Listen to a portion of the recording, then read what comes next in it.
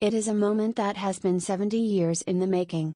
And as Britain celebrates its first Platinum Jubilee for a reigning monarch, it was also a poignant landmark in the history of our. We are unlikely to ever see its like again, and the milestone for the nation as well as our 96-year-old monarch prompted a reflective mood at Windsor Castle and in Westminster last. In a characteristically short but touching message to the nation and Commonwealth, the Queen highlighted 7 decades of achievement, but she also sent a message to her people, making a distinct point to look forward to a bright future for Britain as millions prepared to party in her honor over the next 4 days. The Queen thanked her people for their support and welcomed the prospect of communities coming together to create happy memories for those taking part in more than 200,000 street parties and other Jubilee events in bunting-festooned neighbourhoods across the UK. In her brief message, she said, "Thank you to everyone who has been involved in convening communities, families, neighbors and friends to mark my Platinum Jubilee, in the United Kingdom and across the continent. I know that many happy memories will be created at these festive occasions. I continue to be inspired by the goodwill shown to me, and hope that the coming days will provide an opportunity to reflect on all that has been achieved during the last 70 years, as we look to the future with confidence and enthusiasm." Buckingham Palace unveiled a new official Jubilee photographic portrait of her to mark the occasion last night. It showed the monarch looking contented and happy at Windsor Castle, the royal residence she has made her permanent home since the COVID-19 pandemic. She was pictured by photographer Ranald McKechnie sitting on a cushioned window seat in the Victoria vestibule, part of her private apartments, with the 952-year-old castle's famous round tower visible. The Queen was wearing a dusky dove blue Angela Kelly coat of wool charmelaine embellished with pearl and diamante trim around the neckline and cascading down the front for the photo session on May 25 with McKechnie, a Canterbury-based portrait photographer. He has worked with the Queen before, notably taking an historic image of 4 generations of the royal family featuring the monarch,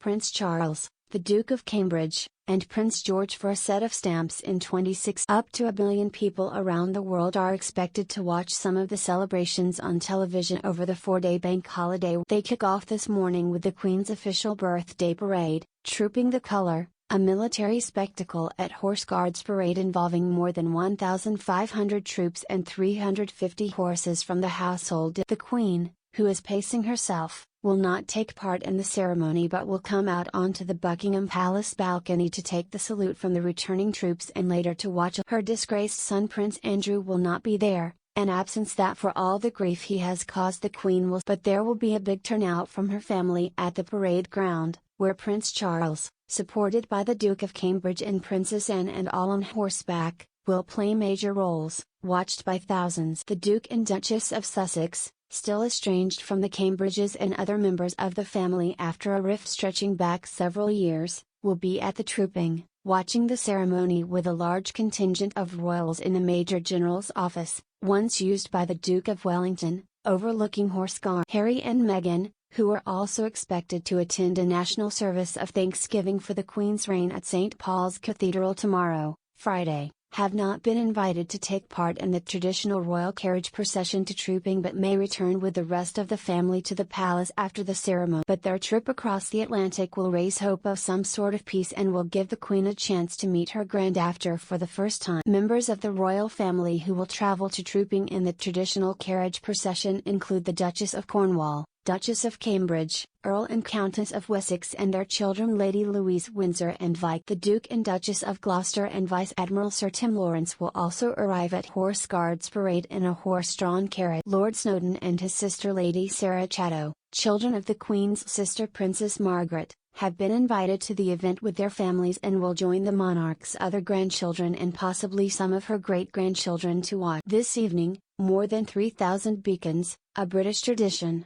will be set ablaze across the UK and the Commonwealth. Palace officials announced yesterday that the Queen will lead the lighting of the principal Platinum Jubilee beacon. She will take part in a special dual ceremony with the Duke of Cambridge, who will represent her at the principal beacon in central London, a lighting installation involving the Queen's green canopy Tree of Trees sculpture at Buckingham Palace. There will be no ceremonial journey in a carriage to the service of Thanksgiving at St. Paul's Cathedral for the but she is currently expected to attend. Aides believe she is likely to miss the Derby at Epsom on Saturday, choosing instead to spend time with her family at Windsor, where Harry and Meghan will be celebrating their daughter Lilibet's first. In the evening, the BBC's Party at the Palace, set on 3 stages in front of Buckingham Palace, will entertain a live crowd of 22,000 people and a television audience. The lineup includes Diana Ross, Queen plus Adam Lambert, Sir Elton John, Sir Rod Stewart, Alicia Keys, Nile Rodgers, Andrea Bocelli,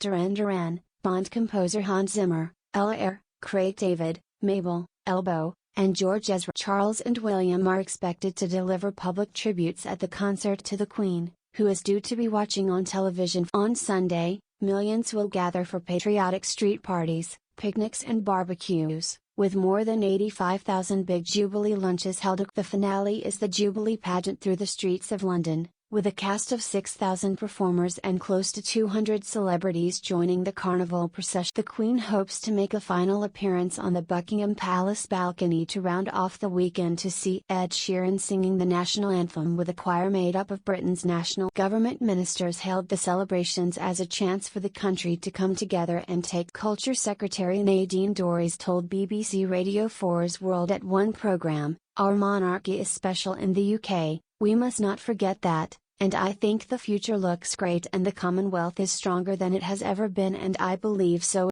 She said the Jubilee celebrations provided an opportunity for people to relax a bit and have some fun after a terrible 2 years with COVID. She added, "I see a nation of people who have been through COVID and have been through what was a dreadful time for all of us, and I see a nation that is healing and looking forward." Princess Eugenie's emotional message to the Queen.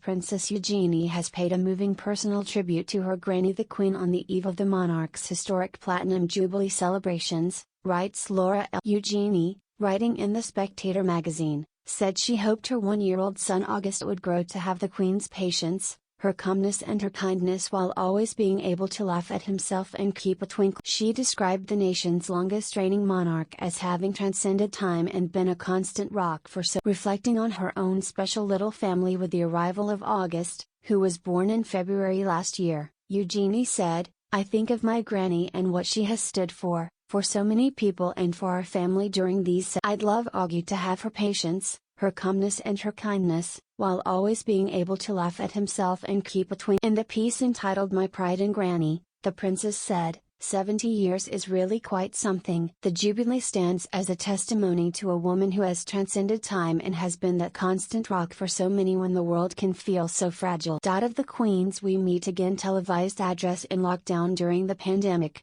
Eugenie said the message connected the nation in the belief that everything would be okay once again. She recalled seeing the Queen and her grandpa the Duke of Edinburgh standing, waving and smiling for 8 hours in the rain during the Diamond Jubilee celebrations in 2012, keeping the family and the nation moving forward as they had done for decades.